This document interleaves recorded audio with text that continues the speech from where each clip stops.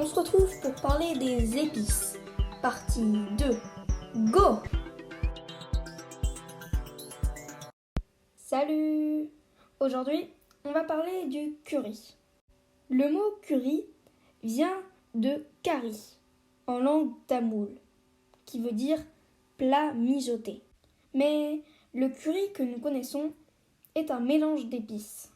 Attention, il ne faut pas confondre le curry avec le masala, le mot que les Indiens utilisent pour parler du curry. Il veut dire mélange, mais deux plantes évoquent le curry. L'immortel d'argent, par exemple, qui est un buisson de moins d'1 mètre et qui a des fleurs et des feuilles rappelant le curry. Il y a aussi le coupilé, un arbre dont les feuilles sont utilisées en cuisine. Elles ont une odeur rappelant le curry.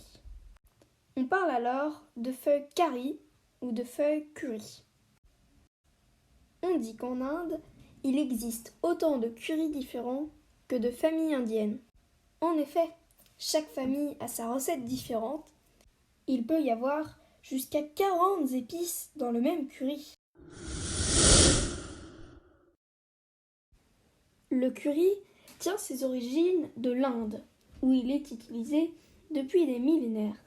Ce sont les Anglais qui, après avoir colonisé l'Inde au XVIIIe siècle, ont rapporté le curry en Europe. Ce sont eux qui ont inventé le mot curry, dérivé du mot curry. Mais au début, ce mot ne qualifiait que les plats avec la fameuse épice. Et c'est plus tard qu'au fil des ans, le mot qualifiera l'épice en elle-même. Ce sont aussi les Anglais qui ont simplifié la recette en inventant le curry madras qui contient seulement une dizaine d'ingrédients. Aujourd'hui, on peut savourer des currys de toutes les formes, de toutes les couleurs, dans le monde entier.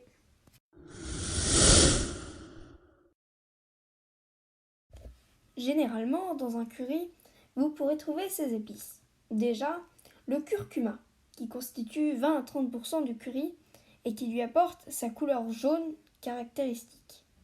Il y a aussi du gingembre, du cumin, de l'ail, de la graine de moutarde et vous pourrez aussi trouver du fenouil dans votre curry. Il existe bien sûr bien d'autres épices que les gens ajoutent à leur guise dans leur curry. Tous les ingrédients sont transformés en poudre, différemment selon l'épice. Ensuite, toutes les épices sont mélangées et on obtient un curry.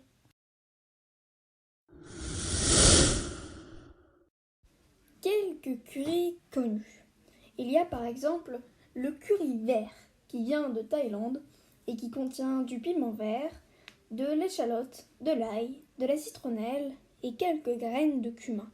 Le curry noir du Sri Lanka, quant à lui, contient du sésame noir, de la moutarde, du poivre, de l'ail, du sel et bien d'autres. Passons ensuite au curry rouge qui vient encore de Thaïlande et qui contient du piment rouge, des graines et racines de coriandre, du cumin et de l'ail. Dans le curry antillais, qui, comme son nom l'indique, vient des Antilles, vous pourrez trouver de la cannelle, du curcuma, du gingembre, du fenugrec et de la coriandre. Ensuite, le curry des 7 mers, qui vient d'Indonésie. On peut y trouver du piment fort, de la cannelle, du cumin et du clou de girofle. Et pour finir, le curry à la citronnelle, qui vient du Vietnam. Il contient 35% de coriandre, 25% de citronnelle et 30% de curcuma. Le curry est saupoudré dans de nombreux plats. Généralement, quand votre repas a la couleur jaune, c'est qu'il y a de cette épice dedans. Le curry est présent dans de nombreux plats asiatiques, et tout particulièrement dans le célèbre poulet au curry. Mais en général, cette épice s'accorde de toute façon très bien avec les poissons et les viandes. L'association curry, viande, moutarde fait ressortir la saveur de cette épice. Le curry s'accorde aussi très bien dans les sauces tomates, les soupes et bien sûr le riz.